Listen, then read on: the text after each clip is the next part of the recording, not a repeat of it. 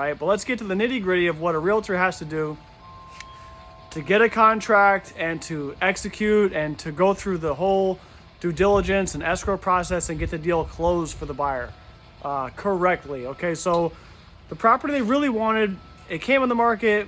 We were doing something else. It went under contract. They were kind of bummed. So I kept an eye on it. I kept in communication with this realtor. And when the property was about to fall out, since I had a lot of contact with this agent, she reached out to me and said, "Hey, Taylor, is your client still interested in this property? It's going to fall out." First question is obviously, why did it fall out? You know, my buyer is going to ask that. She said it was the AC. Okay, great, cool. Don't need to know much more. We'll go see it today. Don't even put the house back on the market. We're going to get in there and take a look at it right away. So we shoot down there, get our showing in, get it done, go in there. I point out to my client, look, the thermostat says it's set for 78, inside temp is 88. We obviously know the AC is broken. No need to wait for the home inspector to tell us it's broken so we can order the AC inspection. Let's just get that AC inspection going. I'm obviously past the part where we did get this house under contract at this point, executed the contract. $4,000 below asking while it was still off the market. Love that. And then, you know, we find out, when you get an AC inspection, the tech's job is to ultimately sell you the new system. So I already know that. I prep my client, say, look, they're going to give you a fix, a better fix, and a full replacement estimate. So we go through all that.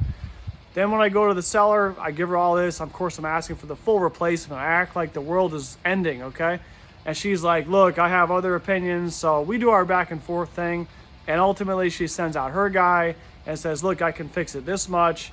And I'm like, that's nice. You know, yeah, it'll barely get it functional, but this has some serious issues. We need a new fan motor, which is a 750 part installed. It's a very important component to the compressor. New run capacitor, a few other parts.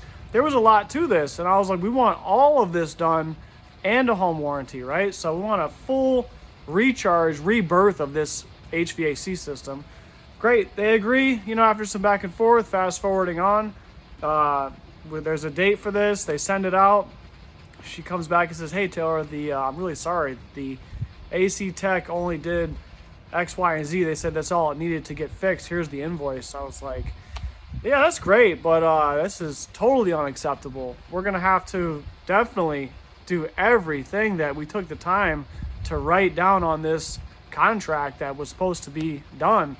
Nice parts added, get the coils cleaned, top off the refrigeration, you know, make sure everything is super tight. I'm talking about a rebirth. This is in lieu of replacement. So we're expecting some hefty work to be done.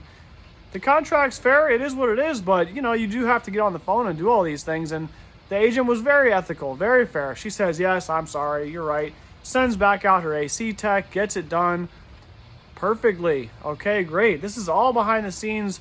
I'm not even really telling my client about this. Why bother them? Let them live their life. Let me work in the trenches and do all this work for them, right? Don't stress them out unnecessarily.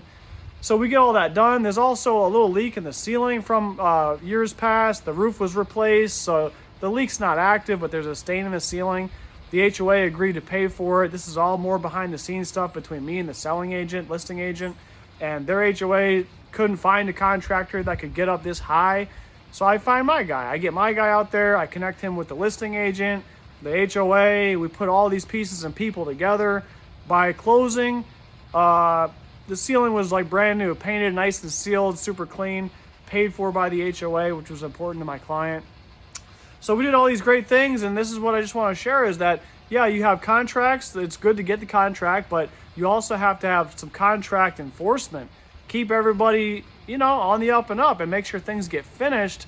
And the beauty of a good job, just like any trade, is like you want to do things when the client doesn't even know they're being done.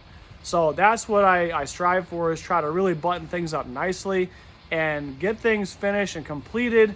So my client just like, yeah, they show up to closing and it's like nothing ever happened. Meanwhile, we did all the surgery while you were asleep.